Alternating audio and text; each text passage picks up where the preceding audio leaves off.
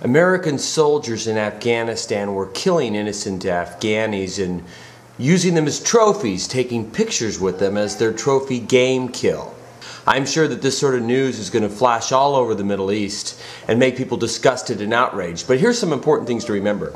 Every single war is inherently a war crime. War is hell.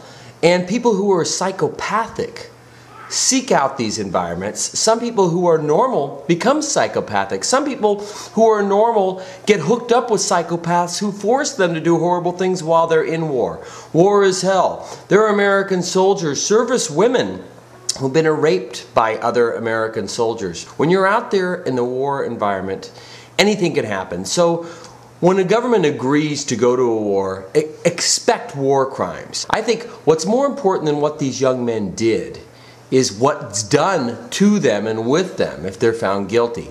Now, America right now is prosecuting some of these young men. And the fact that we are willing to prosecute these people when they do these things, and they're going to go to prison for the rest of their lives or for decades, that should prove that we are trying to do the right thing. It does not help those Afghanis. And it's tragic and it's sad, but it's what we've come to expect with war. So travel around the world and look at all these, Armenian genocide, the Jewish Holocaust, the Japanese Holocaust that they inflicted upon the Chinese. I mean, every culture has it.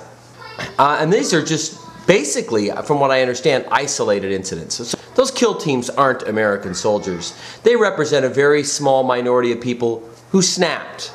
And Muslims, especially, should be able to appreciate how a few bad apples can make an entire group look horrible in the eyes of their enemy.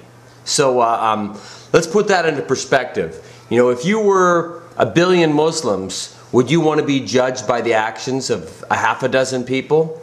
If you were 1 million soldiers, would you like to be judged by the actions of 10 people?